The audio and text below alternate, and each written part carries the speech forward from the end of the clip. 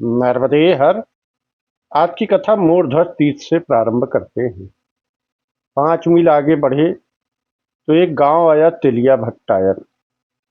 ग्राम के समीप ही 7 पीपली घाट भी है और इसे गोधारी घाट भी कहते हैं। परंतु तेलिया भट्टायन गांव जो है वो सियाराम बाबा के लिए ज्यादा प्रसिद्ध है। मैं जिस दिन पहुंचा उस दिन भंडारा हो रहा था, बहुत बड़ा विशाल भंडारा, और कम से कम 1 लाख साधु संत और गृहस्थ पहुंचे थे।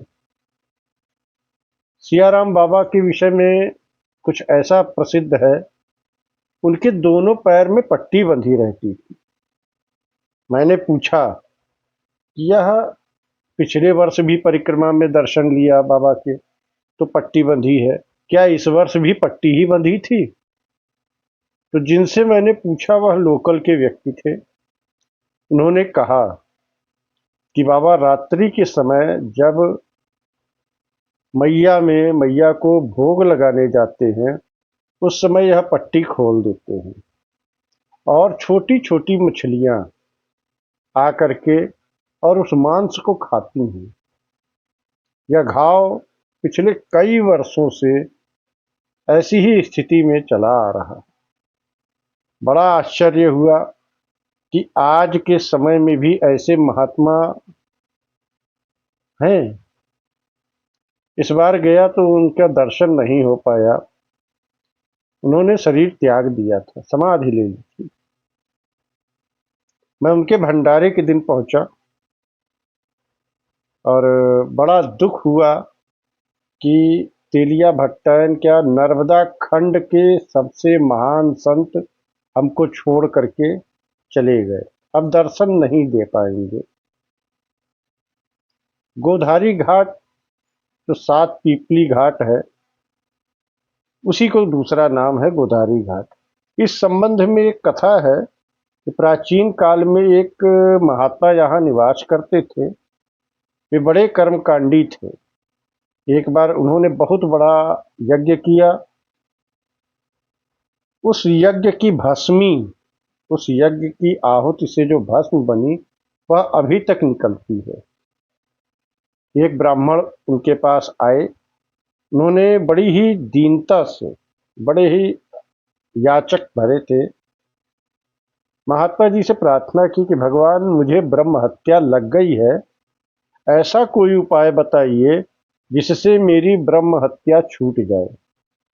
उस काल में ब्रह्म हत्या गौ हत्या के समान ही मानी जाती थी। महात्मा जी ने कुछ देर विचार किया और उसके बाद पीपल की डंडी तोड़ करके कहा, देखो इस दंड को लेकर तुम समस्त तीर्थों में जाना, स्वयं भी तीर्थ स्नान करना और इस दंडे को भी स्नान कराना। जहां इस दंडे में हरे अंकुर उत्पन्न हो जाएं, वहीं समझना कि मेरी ब्रह्म हत्या छूट गई है। ब्राह्मण महात्मा की बात सुनकर समस्त तीर्थों में गया। वह जहां जाता वहीं उस तीर्थ में डंडे को भी स्नान कराता, स्वयं भी स्नान करता और पूजन अर्चन करता था। उसे कहीं भी उस डंडे से अंकुर उत्पन्न नहीं हुआ। अविश्वास की भावना से वह लौटकर पुनः नर्मदा के तट पे आया और वहां भी उसने यही प्रक्रिया दोहराई। नर्मदा जी में खुद स्नान किया, उस दंड को भी स्नान कराया। जैसे ही उसमें नर्मदा जी में स्नान करके इस दंड को स्नान कराया, वैसे ही देखिए माई की कृपा, उसमें से 7 अंकुर फूट पड़े। तब वहां पर उसने दान धर्म ब्राह्मण भोजन करवाया और उसकी ब्रह्म हत्या छूट गई। इसे गौधारी घाट भी कहते हैं। तो इसके लिए भी एक तीर्थ का स्थान है।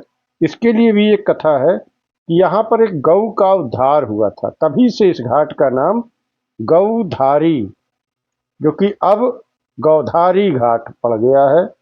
अब उसको गौधारी के नाम से बुलाया जाता है। और इसका प्रमाण जो है वो रेवा खंड के 44वें अध्याय में मिलता है। इससे आगे बढ़े कुछ दूरी पर चलने पर लेपा घाट, यहाँ पर वेदा नदी का संगम भी है। वेदा नदी जो नर्मदा जी में आकर मिलती हैं, इसके समीप दो तीर्थ थे, एक तो सारस्वत तीर्थ और दूसरा मरकटी तीर्थ। यह दोनों तीर्थ इस बार दर्शन नहीं हुआ, क्योंकि माई के प्रकोप से काफी तीर्थ हट गए हैं। सरस्वती अथवा ब्राह्मणी वेदा का संगम यहीं पर है।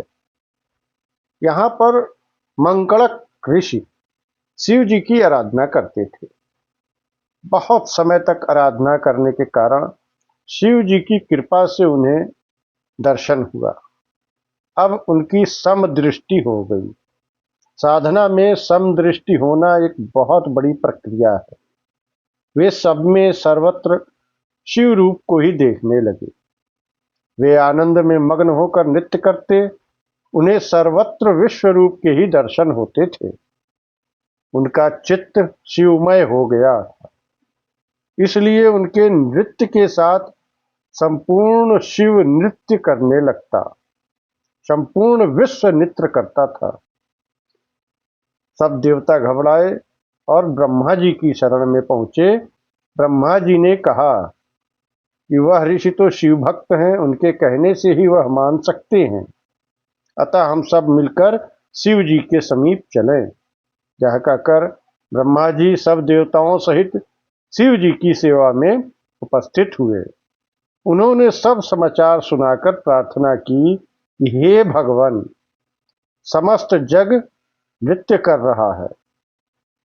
यदि मंकड़क ऋषि इसी प्रकार नृत्य करते रहे तो विश्व का कार्य कैसे चलेगा? आप उन्हें नृत्य करने से रोक लें। यह सुनकर शिव जी समस्त देवताओं के साथ लेकर मंकड़क ऋषि के समीप गए।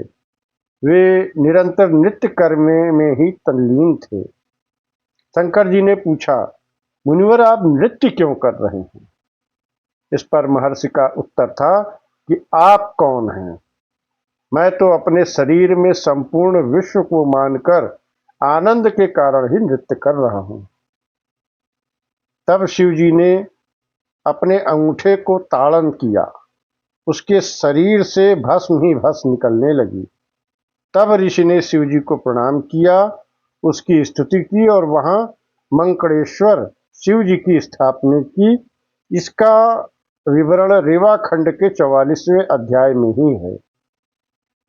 अब एक दूसरी कथा भी वहां पर प्रचलित है कि वेदा संगम को मरकटेश्वर तीर्थ क्यों कहा गया। बहुत समय पहले की बात है। यहाँ एक वानरी मरकटी रहती थी। एक दिन वानरी चंचलतावश नर्मदा के किनारे एक बांस के झुंड में खेलने लगी। बांस जब आपस में टकराते हैं तो बीच से फटते भी हैं। उसी समय एक बांस फटा और उस वानरी का सिर जो था वह फटे बांस में फंस के रह गया और वहीं उसके प्राण पखेरु हो गए। कुछ समय बाद उसका धड़ तो नर्मदा जी के जल में गिर गया, परंतु सिर वह बांस में फंसा होने के कारण उसी में फंसा रह गया। हड्डियां नर्मदा जी में गिर गईं और उसके प्रभाव से वह महाराज सत्यसेन की धर्म पत्नी हुई। अगले जन्म में उनका नाम श्रृंगार वल्लरी रखा हुआ था। उसका संपूर्ण शरीर तो बहुत ही सुंदर तथा दिव्य था, परंतु मुख जो कि बांस में फंसा रह गया वह बंदरी के सदृश ही था। एक समय महाराज सत्यसेन अपनी पटरानी के साथ जंगल में शिकार करने गए। संयोग की बात है कि शिकार करते करते राजा नर्मदा किनारे यहीं वेदा संगम पर आ गए थे। आज तो वहां जंगल खत्म हो गया है, परंतु किसी जमाने में वहाँ के पुराने वृक्ष जो आप देखें, वो आपको लगेगा कि यह जंगल के ही वृक्ष हैं पुराने। राजा ने अपनी रानी से कहा, हे प्रिय, तुम तब तक यहीं वन विहार करो, मैं आखेट करके सघन वन में जा रहा हूँ। यह कहकर रानी को वहीं छोड़ राजा आखेट करने चले गए। नर्मदा जी का किनारा, वेदा का संगम, फल फूलों से आच्छादित वृक्ष, छोटी छोटी पर्वत श्रेणियां अलौकिक दृश्य का निर्माण कर रहे थे। रानी आनंद में भरकर इधर उधर टहलने लगी। टहलते टहलते उसी बांस के झुंड के पास चली गई। वहां जाते ही उसे पूर्व जन्म की स्मृति हो आई कि मैं पहले यहीं बानरी थी, इसी बांस के झुंड में तो मैं खेला करती थी, और यहीं पर एक बांस फटने से मेरा धड़ उसमें फंस गया था और शरीर नर्मदा जी में गिर गया। कौतूहलवश रानी ने ध्यान से देखा, वहां बांस में उसका सिर सूखी हड्डियों की तरह पड़ा हुआ था।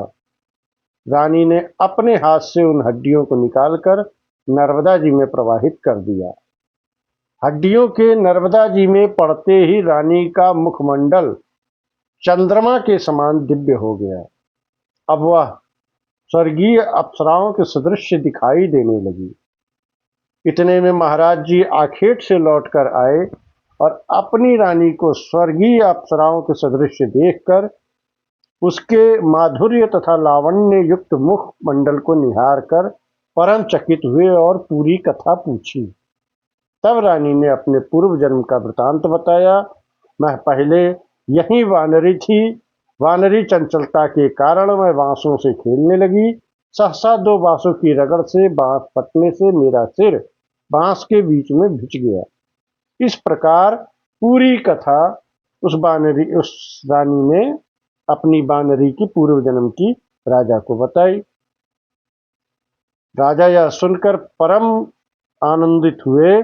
उसी दिन से यह वेदा संगम मरकटी तीर्थ के नाम से प्रसिद्ध हो गया। रेवाखंड के 9वें अध्याय में इसका वर्णन मिलता है।